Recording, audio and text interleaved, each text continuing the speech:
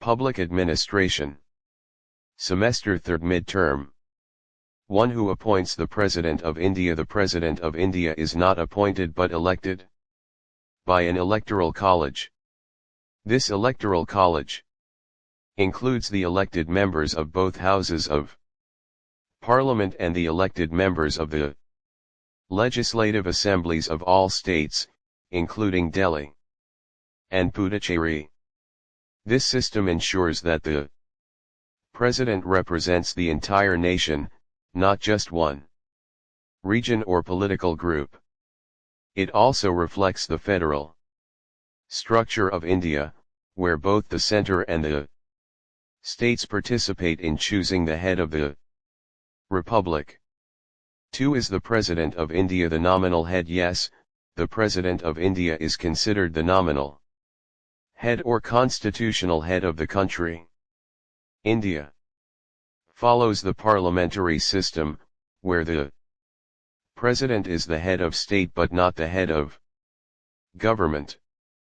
The President's actions are carried out based on the advice of the Prime Minister and the Council of Ministers. Although the President holds important powers on paper, in practice the real executive authority rests with the Prime Minister. However, during emergencies, the President's powers expand significantly, giving the office a more active role. 3. Who is the head of the Cabinet Secretariat? The Cabinet Secretary is the head of the Cabinet Secretariat. He is the senior-most civil servant in the country and acts as the principal advisor to the Prime Minister and the Cabinet. As the top bureaucrat, the Cabinet Secretary ensures smooth coordination between different ministries and departments. This position is crucial because the Cabinet Secretariat helps implement decisions taken at the highest political level. 4. Who is the Home Minister of India? As of the academic year 2024-25, India's Home Minister is Amit Shah. The Home Minister leads the Ministry of Home Affairs, which is responsible for internal security, police forces, and maintaining law and order across the country. 5. Who is the Speaker of the Lok Sabha? The Speaker of the Lok Sabha House of the People in 2024-25 is Om Birla. The Speaker plays a very important role in conducting the proceedings of the House, maintaining order, and ensuring democratic functioning during debates and discussions. 6. Who is the Chairman of the Rajya Sabha? The Vice President of India is the ex officio Chairman of the Rajya Sabha. This means the Vice President automatically becomes the presiding officer of the upper house. He conducts sessions, maintains order, and ensures that the business of the Rajya Sabha runs smoothly. 7. Organization and functions of the Ministry of Home Affairs (MHA). The Ministry of Home Affairs is one of the most important ministries in India. It is headed by the Home Minister and assisted by the Home Secretary. The ministry consists of several divisions such as Internal Security, States Division, Border Management, Official Language, Disaster Management, and Jammu and Kashmir Affairs. The main functions of the MHA include maintaining internal security, controlling police administration at the central level, coordinating with the states on law and order, handling disaster management through NDRF and NDMA, managing borders and immigration, and implementing the Official Language Act. It also administers citizenship, visas, and matters related to foreign nationals. 8. Fundamental rights, features and significance. Fundamental rights are the basic freedoms guaranteed to all citizens under Part 3 of the Indian Constitution. Their main features include being Justiciable, meaning they can be enforced through courts, and being universal, meaning they apply to every citizen without discrimination. These rights protect individuals from arbitrary actions of the state, and ensure equality, liberty, and justice.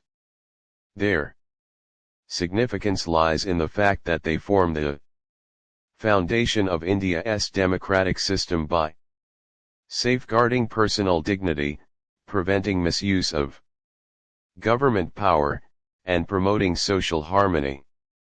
9. How many members are nominated by the President to the Lok Sabha? Earlier, the President could nominate 2 Anglo-Indian members to the Lok Sabha if he felt the community was not adequately represented. However, after the 104th Constitutional Amendment Act, 2019, this provision was removed. Therefore, currently no members are nominated to the Lok Sabha.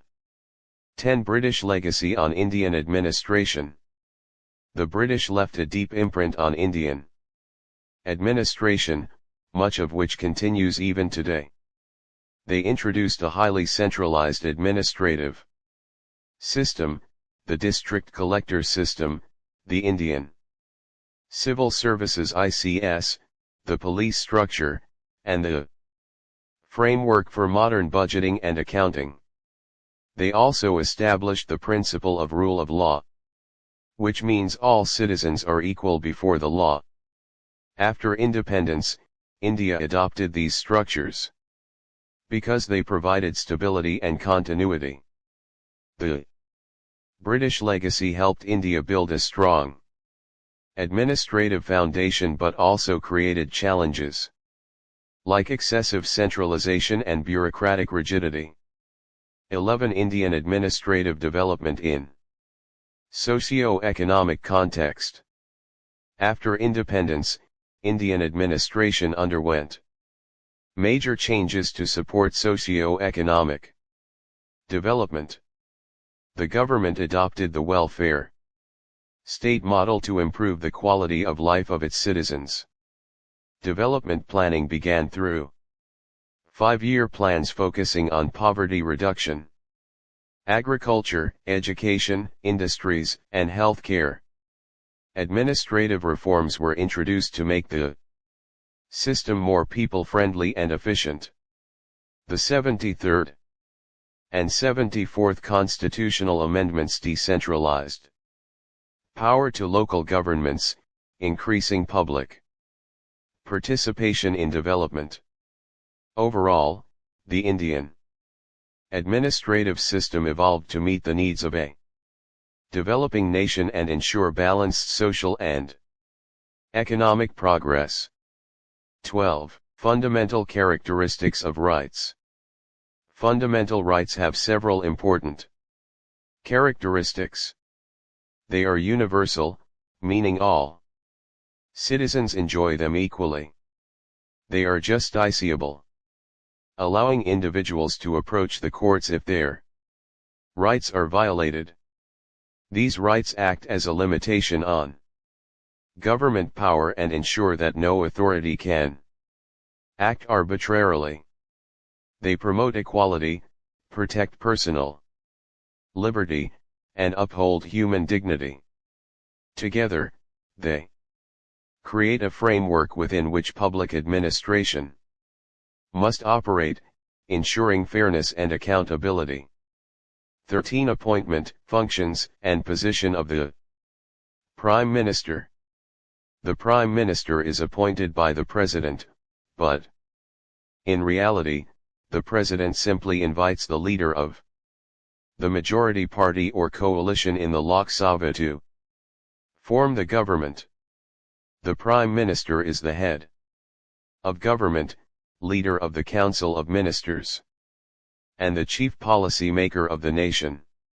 He coordinates the work of all ministries, represents India at international forums, and advises the President on all major decisions.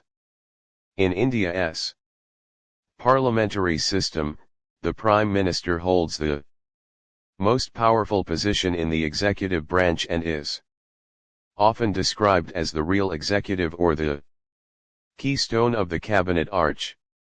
14 Emergency powers of the President. The President of India has special powers that can be exercised during emergencies. There are 3 types. National emergency Article 352 declared during war, external aggression, or armed rebellion. State emergency Article 356, declared when a state government fails to function according to the Constitution, and financial emergency Article 360, declared when the financial stability of India is threatened. During an emergency, the President's powers expand significantly, the center gains more control over the states, and some fundamental rights may be restricted. These powers are meant to protect the nation but must be used carefully to avoid misuse. 15 Organization and functions of the Cabinet Secretariat. The Cabinet Secretariat works directly under the Prime Minister and is headed by the Cabinet Secretary. It coordinates the work of various ministries, ensures that government decisions are implemented, and provides secretarial support to the Cabinet and its committees. The Secretariat prepares agendas, keeps records of Cabinet decisions, and resolves interministerial disputes. It also plays a key role during national crises by facilitating communication between different wings of the government. The Cabinet Secretariat ensures smooth and efficient functioning at the highest level of administration. 16 Main features of Indian administration. Indian administration has several distinctive features. It is highly centralized, with a strong national government, yet federal in structure. It follows the parliamentary system, with political executives making decisions and civil servants implementing them. The bureaucracy in India is permanent, professional, and politically neutral. The district administration, headed by the district collector, is the backbone of field administration. The Indian administrative system is also development-oriented, focusing on welfare schemes, social justice, and economic progress. 17 Role of the Speaker of the Lok Sabha. The Speaker is the presiding officer of the Lok Sabha and plays a crucial role in maintaining order and discipline in the House. He conducts debates, decides who may speak, and ensures that parliamentary procedures are followed.